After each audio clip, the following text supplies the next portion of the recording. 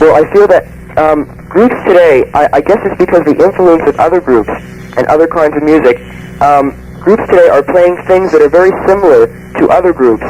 Like, for instance, I don't know if this is so, but I listen to Genesis, and it sort of gives me the impression that Genesis sounds like either a more or less, I'm not saying that the music sounds like it, I'm just saying that the style itself sounds more or less like an Emerson style or like a Rick Wakeman style. Is that, do you find, like, what I'm saying, anything close to what it sounds like, you know what I mean? I think there's some similarity between Tony's style and Rick Wakeman's style. Because I think that's because of their classical that's it. training it's and background. Yeah, but for me, in the bands that do show some interest or influences from classical music, there's sort of much wider differences in just say in the number of chords that are used in the time signatures than there ever was in the old sort of 3-chord trick days. I understand, but I see your point. I think that the only dynamic groups these days, and I am including your group because I am a big fan of Genesis, and I do enjoy Genesis music, but I am saying that the only dynamic groups I can see right now are groups that have some, I don't know, more or less of an insight into classical and into other sorts like Moog synthesizers and other things like that, of that sort, you know what I mean? Like, not just your normal, like you're saying, 5-chord doodad where they get on and they play the rock and roll and everything. I don't think that goes anymore. I don't think it's so interesting anymore. I mean, like, when you get a mixture of classical and different chords, I mean, like the different chord patterns and like the different sounds that the synthesizer can make these days, like the synthesizer can be any one of hundreds of instruments, and like the different sounds that you can get out of the synthesizer make the music more interesting to listen to. Is that, and you don't have to have an orchestra, because the synthesizer itself is, some of them are anyways, more or less of an orchestra in its own. Yeah, I don't think we look upon like the synthesizer or the mellotron as a sort of replacement of an orchestra, except as a sort of ability to give a sort of perspective to some of the sounds, but rather more for their own sort of tonal values. But I think the way I think we differ is that we view everything still as songwriters first, whereas I think with other bands they are maybe a bit more musicians first, if you see what I mean. Whereas for us, the initial material, the melodies and so on, are the all-important source. And then we play it being musicians, and then we play it being presenters, and it is that order. Did you go to the concert last night, Steve? No, but I'm planning on going tonight. Did you have your tickets yet? No, but I have them somewhere where I'm going to buy them. I have from a friend. Okay. Another question I would ask, like, the music that you write for your albums, can everybody else write everyone else's music? I mean, can a bass player write a pianist's music? Or can a drummer help a pianist with his music? I mean, if the pianist has trouble improvising on something, can the drummer come over and say, here, do it this way? Because I feel like when you have more, when people in the group know what all the instruments sound like and know how to play them, you tend to get more of a closeness in the group. Is this so with Genesis? Yeah, very definitely. It's always been like that. I mean, in that, maybe any one of the 5 of us would come up, say, with a melody idea or a rhythmic idea, and although it may take a great deal of time because whoever it is proposing the thing may not be familiar or very adept at that particular instrument, they will then we have enough sort of patience and tolerance of each other to listen to other people's ideas of what we should be doing on our own instruments or whatever. I think that is important. Okay, thanks a lot. There I am. I wish you the best of luck, and from what I've been hearing, your concert last night was stupendous. And good luck with future music, Genesis, records, albums, whatever. Okay, thanks a lot, Steve. Bye-bye. Bye-bye. Where are you from originally? I'm from a small dairy farm in the suburbs of London. What about the other members of the band? They're sort of pretty well from the home counties, which is sort of southeast of England. Steve and Phil from London, Tony from Sussex, and Michael from Farnham, Surrey. If anyone knows what they are. What has the tour been like? What has your acceptance been like from city to city? Well, it's and generally with us in most countries, it's been a thing where it's grown sort of slowly compared to some groups on a maybe a much more sort of personal basis, derived from live performances. And in the places we played before, it's been sort of gradually accumulating. It's been going really very well this tour, except for the Deep South, where we're only getting sort of quarter, half full. Somehow we didn't seem to click through there. Have you had any bad vibes from any place you've played? Yeah, well, now we're in a situation where we provoke positive or negative.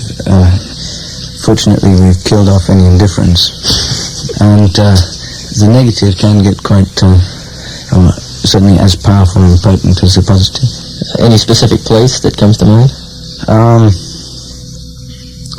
No, I can't remember at the moment. I think the tour before last, Chicago, maybe it was 2 tours ago, we had a lot of abuse, and many requests for boogie music, which is not within our range. People weren't there really to listen, they wanted to dance around or something. Right, well, I think that's another advantage for us, to get to know people over a period of time, is that they're perhaps familiar by the time they actually see us of the sort of thing we're trying to do, and so less interested, if they want to dance, and so on, plenty of other bands to go and dance to. Is the tour constant throughout? I mean, Peter Gabriel is playing the first he's set, playing on this Canadian section. But in the U.S. he's not... No, he hasn't been. I don't know quite what's going to happen after this, but yeah, I enjoy it. We used to play with Vandergraaf quite a lot in the old days, and I like Vandergraaf a lot. I noticed last night you gave us a French version of your show. I'm sure that's not the same intro to each song that you give to, like, the United States audiences. Right, well, they're a little more complex, but rather than me trying to grovel through in my traditional English fashion and not be understood, I thought better to try my not very good French and maybe have half of it understood. Yeah, it was very understandable because of the visual aspect. You made everything understood by hand motions, and the whole story was, I know a little French, and I could follow it all, and I think the crowd seemed to understand what was going on too, so it worked out pretty well. Yeah, for those people who are going to listen to the radio tonight, they'll have to mention the hand motions. Right, there's another call here. He's been waiting a while. Let's see. Hi, who's this? It's Jerry. Okay, Jerry. Est-ce que je pourrais poser la question en français, là? Okay. Ok? Ok. Vous avez sorti un 45 tours, ok? Twilight and a Half. Est-ce que c'est tiré du prochain album qui va sortir? Ou bien est-ce que c'est un morceau comme ça que vous avez mis sur un 45? Twilight Ale House? Is that what you're talking about? Is that going to be on your new album? No, monsieur. That's my French. No, it was written about 7 years ago, and it was always put off one album after the next, and it was eventually put out on the B-side of the last single. Is that on the From Genesis to Revelation album? There's a small riff which is a link between tracks on Genesis Revelation, which we used in that song. Okay, maybe we could play that right now, if I can find it here, and we'll come back in a minute or so. Can you stay a few more minutes? Yeah. Okay, good. And do anything for money. Okay. Listen, hey, who's on the phone again? Peter? Jerry, right. Hey, Jerry. Right? You got anything else to talk about while I get the record ready? Okay, see you tonight. Oh, you're coming tonight? Yes. Okay. Au revoir. We'll see you there.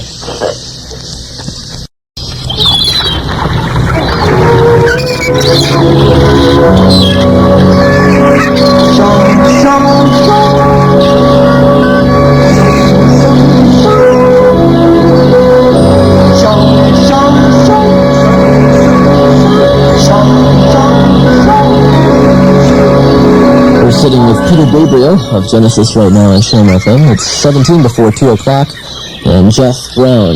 You have a question? The man over there in the blue coat. Yes, and the blue pants. Yes, Peter, you were in Montreal last year. Yeah. I'd like to know how different this year's concert last night and tonight is different from last year's. From our point in the music, you mean? There's just, I think, one number that we weren't doing last time, Battle of Epping Forest.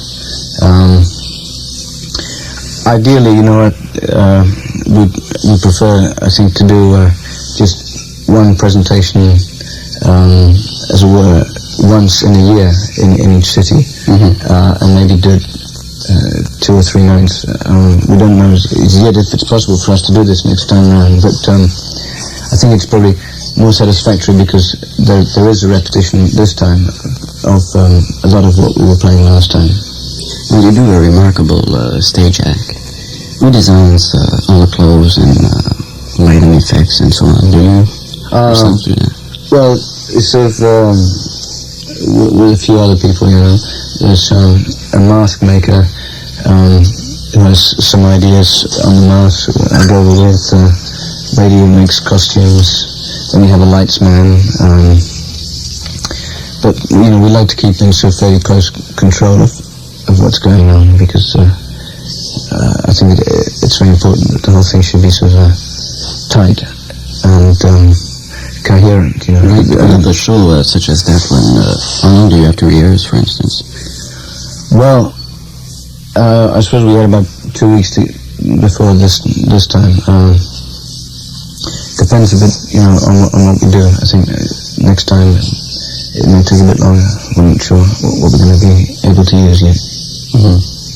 What would be the new things you bring into your stage act last night, for instance, and tonight? Last night? Yeah. Well, as I say, it's mainly this, just this number that was different in as far as content. There are now 2 places where we are improvising in a set, both the sort of endings of 2 numbers, Dancing with the Moon at Night and I Know What I Like. And I think we're going to try and increase that, you know, to try and keep it fresh all the time. You know, it is hard when you're doing long tours and doing the same music to keep it from going stale. But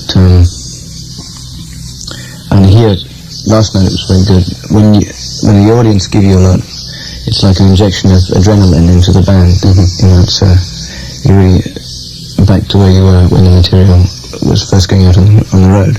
If you get a bad audience, then it's a kiss of death at this particular point, you know. Do you find the crowd much different in Montreal than other places you've been?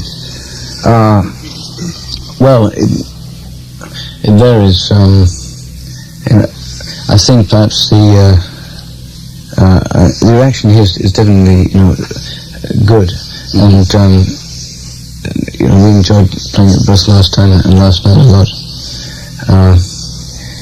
I think perhaps, you know, the French influence is probably a good thing for us. In Europe, we seem to be doing very well. In France, for instance, how is it? In France, it's doing a lot better now. But in Belgium and the French-speaking side, that was the first country, you know, to like us before England, really. And then Italy after that.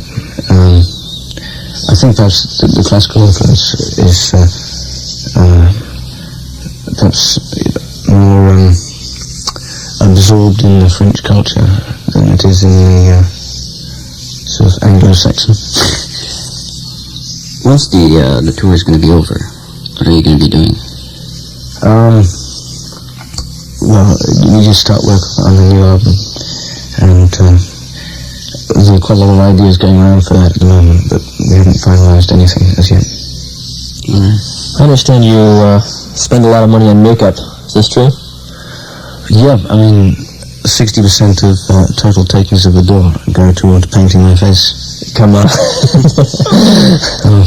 How long does it take to get made up for the show each night? It takes about 2/3 of the time that we're actually on stage. Really? So well, that's an exaggeration, as was the previous comment. But I think I'd probably spend a tenth of the amount on makeup that Tiny Tim spent. Tiny Tim spent more than you. Yeah, he's really heavy. And you didn't notice it so much with Tiny Tim. I mean, when I saw you come on stage, I said to myself, that guy is made up. He's got makeup on, you know. Because it was floss fluorescent and all. You could really tell that you were made up. Shares an X Factor. The stuff that glows, is there any danger of having that on for too long or anything like that? Well, besides blindness, I haven't noticed any. I can't get an answer from you. We don't know. Phil, the drummer, and we think it may be something to do with being exposed to the UV light for long periods. Comes out in strange rashes. Oh, really? But there are alternative causes for these rashes, which are probably not suitable. Not from the lights after all, eh, Phil? Okay, there's a couple calls on the phone here. Maybe we can get to them and find out what's on everybody's mind. Hi, who's this? The Snake. The Snake. What's your question, Snake? Oh, well, you answered one of them. I was going to ask him if he was planning another album soon, so I know that. But, everything was clear right up, even at the roof, as far as costumes, except for the first one for Battle of Epping Forest. Like, what was that costume about, that first one where you march up and down in front of the stage? The knight's costume? Or the soldier's costume? Battle of Epping Forest, right. Black. With a second-hand ladies' nylon stocking stuck over my head in the fashion of British thugs. Yeah. And you also had a microphone stand, the pole from a mic stand, right? Yeah, in fact, I should have had a special cane, but someone had been borrowing that just before the gig, and we lost it when the performance actually came. But that's a gang battle, that number, which actually took place in Epping Forest, which is just a little northeast of London. And basically I worked the story around the news item in the paper. So people from London know what that's all about. Probably not, actually. I tried. It's about 5 years old, and I tried very hard to trace the original news clipping. I keep clippings that appeal to me, slightly the odd or bizarre things. I lost this particular clipping, but I remembered the story, and I rang up all sorts of papers, and we had about 5 people looking at different newspaper archives, all with no success. So there was a lot of imagination and a small amount of fact. Anything else, Snake? Oh, no, that's all I wanted to say. Okay, thanks for calling. Good luck on tonight's show. Thank you. Bye-bye. Hello, bonjour. Bonjour. Hi, Pete. Hi. What's your name? C'est quoi ton nom? C'est Jean Lalonde. Okay, Jean. Aussi appelé le Green Giant. But, I talk a little bit English, but I don't understand. Okay, Earl, can you traduire? Okay, I'll try. If I don't, I've got Jeff right behind me. Yeah. I want to know who write the music and the words of Genesis. Yeah, we all do. It's cooperative. All together. Toute la bande. Oui? Tout ensemble. Et puis, y a personne qui font plus la musique, mais pas les bandes, c'est qui fait plus la musique que les autres. So does he do more of the music of the group? Is there one that does more than the other? No, it's very much equal. C'est égal. Okay, and yesterday at the show I saw a chicken on the drum. Savoir qu'est-ce que ça veut dire? Phil has some strange friends. Huh? Phil, the drummer? Yeah? Bizarres amis. Bizarre. Des amis bizarres, étranges. Des amis bizarres. Ouais. And I guess with his little drummer, a monkey. Le petit batteur. Yeah. A very good show from the little Monkey. Yeah, no, it's when the audience doesn't clap, we at least have a monkey to clap. Yeah. You didn't have that problem last night, though. No, we didn't. But yeah, we play in England. We play to several concerts. There's a Wembley pool which is filled entirely with monkeys who clap their hands. We also have another concert to potatoes and cabbages. How do the potatoes and cabbages respond to your music? They respond very well, and we respond very well to them. You know, the only satisfactory relationship a performer can have with an audience is to eat the audience after the concert. And although we've tried in Italy eating some Italians and a few Belgians, one or two Englishmen. Englishmen are very tough. With the potatoes and cabbages, we could eat them and not have too many digestion problems. Okay, Jean? Okay. Last question. Oh, another? Okay, good. Well, why don't you give un rappel à la fin de spectacle? Why don't you come back at the end and do another number when people are clapping? An encore. It's because we're sort of working up towards Supper's Ready. At the moment, you know, we think Supper's Ready is the best thing to end with. It's sort of a climax, and anything after that would be an anticlimax for us. As-tu compris? Allô? Oui. Est-ce que tu as compris? Parce qu'il il termine le spectacle avec Supper's Ready. Oui. Et selon Peter, si il chantait autre chose, ça n'irait pas du tout. Parce que Supper's Ready... Friday irait bien. Pardon? Catamount by Friday irait bien. Oui, mais selon le groupe, Supper's Ready, c'est la dernière chanson qui peut être jouée dans la soirée. Ça devrait en quelque sorte clôturer. Puis si on joue quelque chose après ça, ça brise le tout. Tu comprends? Ça marche. Ok, merci beaucoup, Jean. Salut. Merci. Salut. Okay, I think we have time for one more. Hello. Well, Hello. okay. Who's this? This is Peter. Peter. Yeah. Hi, Peter. Hi. Peter, this is Peter. You probably know your first album, Genesis to Revelation, was just very recently been released here, and it's been out, here, for a while as an import. Oh, no, I didn't know that. And you have recorded another album, Live. This is Live, which has not been released here. I'd like to know if it is or when it will be released here. Yeah, well, at the moment, the live album is in limbo. Well, it is due to be released. We're not quite sure when or who will release it, but it should appear soon. Okay, that's really, really good. Okay, another thing is when the last time you were here in Montreal, I caught the show. It was really, really great. And everyone who I went with all said it was great. However, the two reviewers for our morning and afternoon newspapers both gave the show a complete 10 review. How do you feel after getting through to the audience and yet you don't get to it all to the reviewers? Well, I believe both reviewers have met unfortunate deaths since our last concert. So I don't wish to say anything more Okay, good personal. night on tonight. Good luck on tonight's show. Sorry? Oh, thank you. Tonight's show. All right, got it. Bye-bye. Bye, Peter. Okay, is this the album? This has not been released in Canada. Is this the one we're talking about? That's the one you're talking about. Ah, I wasn't aware that this was not a Canadian release till I just looked at it, and lo and behold, we have an import copy. Yes, more rip-off import prices. So, I think we'll listen to that. Do you have any final comments to the people of Montreal before tonight's show? Yeah, well, there's still one or two tickets. There's a few tickets left. I don't think there will be come showtime. And last night's show was really good. I'm going again tonight. Are you going to make it, Peter? Yeah, I think I might come along. I've seen it all before. It's a lot of rubbish, but I have one more question I just thought of. The gigantic blast of fire. How is that made, or what's that all about? Yeah, that's a spokesman from heaven. A spokesman from heaven, and on cue every time. Yeah, well, we got it pretty well taped. Okay, good. Well, we'll see you tonight, Peter. See ya. Okay, thanks a lot for coming by. Fine.